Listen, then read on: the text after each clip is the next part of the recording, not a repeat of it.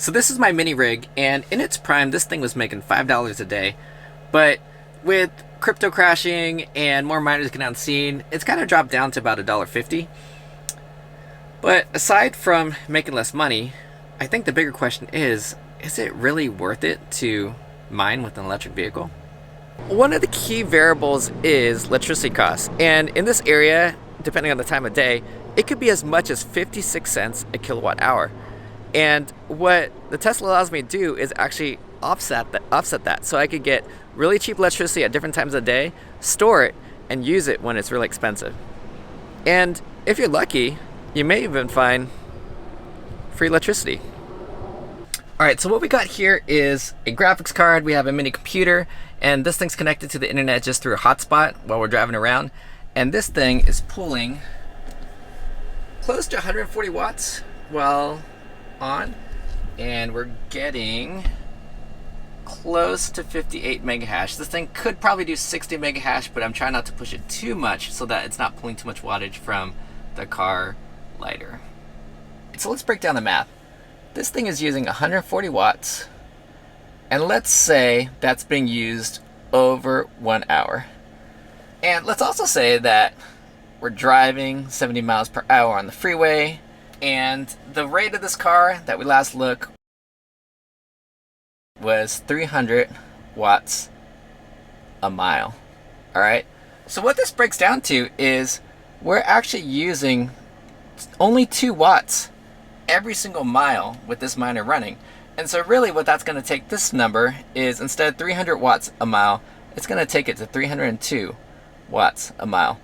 And so when you get back to this graph, you can see that it's probably going to be imperceptible when you have this miner on, because it's going to use so little. And you can see the fluctuation, and that could just be wind, it could be bumps in the road, it could just be my foot's not very even or steady.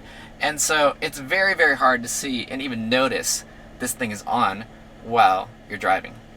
All right, we'll do one more math exercise. It takes 4 to 5 hours, we'll round up to 5, to completely exhaust the battery driving, on the freeway like 70 miles an hour. So let's say we're running this thing for 5 hours, which will equal about 700 watts of power that we'll use with this miner being on. And we also know that this thing is taking about 300 watts a mile in distance. And so really, if you're using 700 additional watts for that duration of that trip, this translates into 2.3 miles that this thing is consuming for that trip.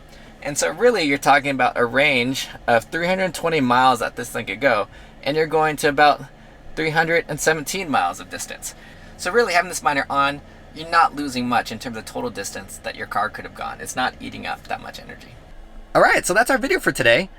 And in all honesty, sometimes this thing is not practical to be here. We need the space, we need the trunk space, or we take a tight corner and this thing topples over. And so most of the time, we're actually running this other miner instead.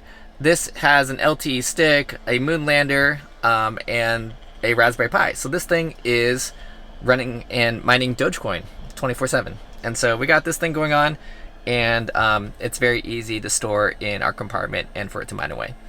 So that's it, everybody. Thanks for watching. I know the merge is coming up, and it's been a wild ride, but it's been a lot of fun. So thanks for watching, and keep on hacking.